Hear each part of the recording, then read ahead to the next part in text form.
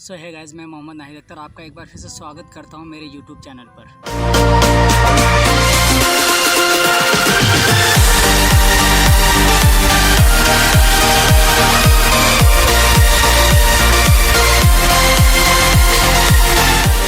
एक बात मुझे ईमानदारी से बताइए, जब आप सुनते हैं कि ये लड़का मुसलमान है या इस लड़के का नाम मोहम्मद है या मोहम्मद से शुरू होता है इनका नाम, तो आपका पहला रिएक्शन क्या होता है? आपका पहला ओपिनियन क्या होता है? वो मैं जानना चाहता हूँ।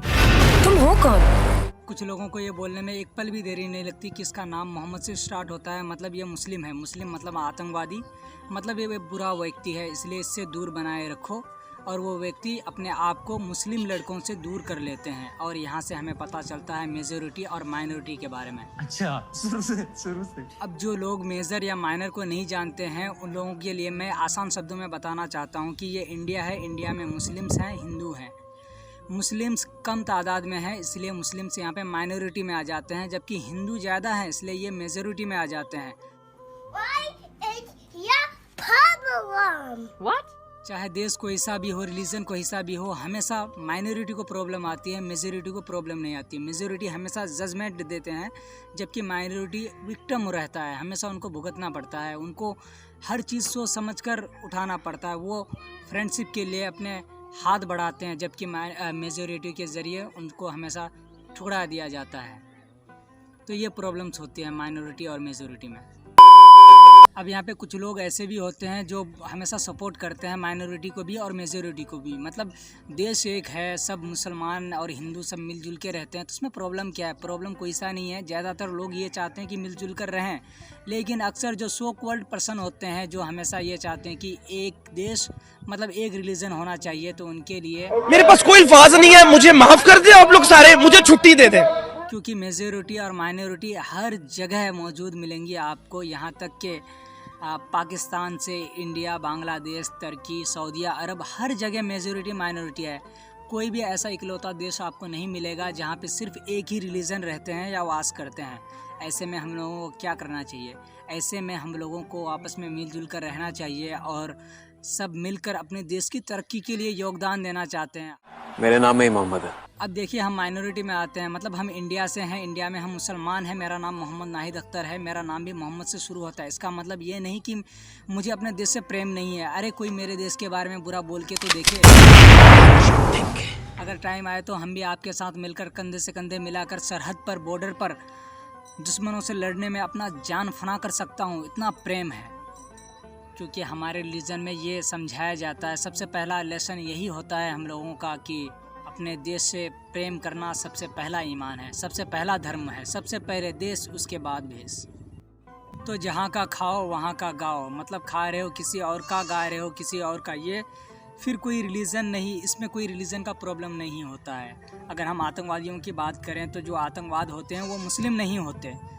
आतंकवादी का कोई रिलीजन, कोई धर्म, कोई ईमान नहीं रहता।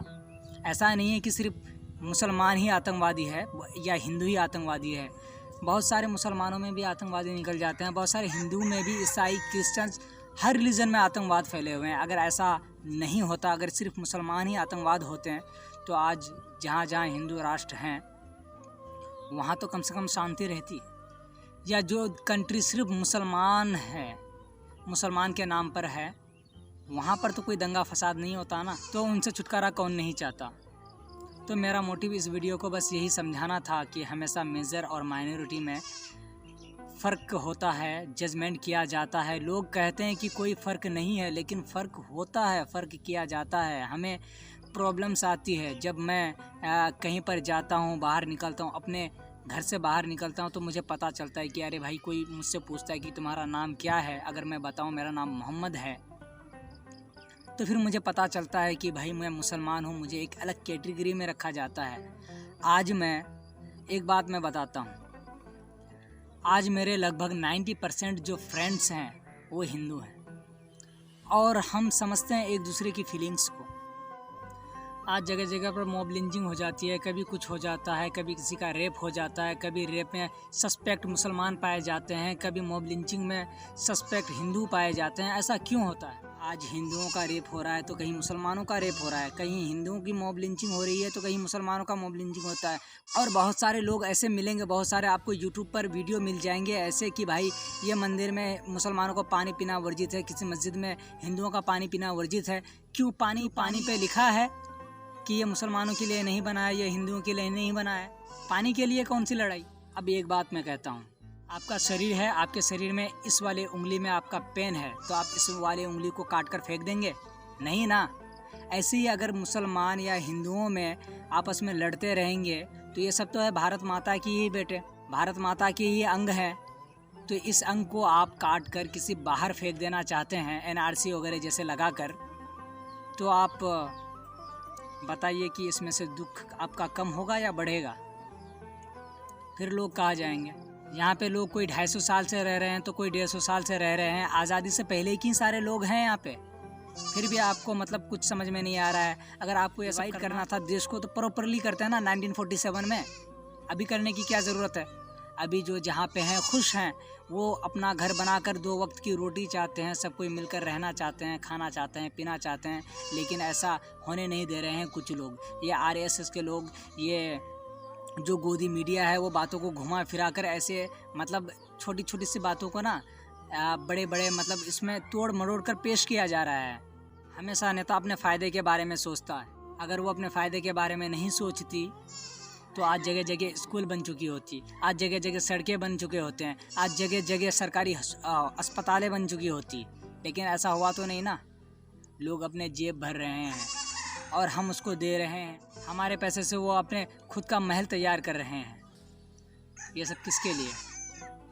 चंद बिके हुए नेताओं के भाषण में आ जाते हैं हम लोग और आपस में ही लड़ लेते हैं। वो तो 2-3 दिन भाषण देकर हमें लड़ा लेते हैं, लेकिन 5 साल जो मिलकर रहते हैं वो कौन लोग रहता है? वो हम ही लोग रहते हैं ना। तो नाम पे किसी को जज मत करो। जैसे श्री के नाम पर मैं आज आप लोगों को जज करूँगा, मुसलमान मोहम्मद के नाम पर आज आप लोग मुझे जज करेंगे, तो आपस में हमारे तनाव बढ़ जाएंगे और इस तनाव का फ़ायदा कोई तीसरा ले लेगा। हमेशा ये हुआ है कि जब जब लोग आपस में लड़े हैं, फ़ायदा हमेशा कोई तीसरा उठा के ले जाता है। इंडिया पाकिस्तान लड़ा, मज़े ले लिए इंग्लैंड। तो हमेशा मिलजुल कर रहो, भाईचारे में रहो। यहाँ पर कोई भी राम नहीं, कोई भी मुसलमान नहीं, सब भाई हैं, सब एक ही खून है। सबके अगर हाथ काटा जाए तो लाल रंग का ही जो है ना खून निकलेगा। खूनों में तो ये नहीं लिखाया जाता है कि ये मुसलमान है, इसका खून का कलर कोई और है, वो हिंदू है, उसका खून का कलर कोई और हो। तो खैर कोई बात नहीं, मिलजुल कर रहो, भाईचारे में रहो। तो मिलते हैं बहुत ही जल्द एक नए वीडियो के साथ। तब तक के लिए बाय बाय, खुदा हाफिज़, अस्सलाम वालेकुम। बेटा आज तो जिससे भी बॉलिंग करवा ले, पिटना तो आज सबको है। क्या हो जावद भाई, आज ज्यादा च्यवनप्राश खा लिया क्या? बेटा आज जुम्मा है तो अल्लाह हमारे साथ है। लगता है आप भूल गए बड़े भाई, मेरे नाम में ही मोहम्मद है।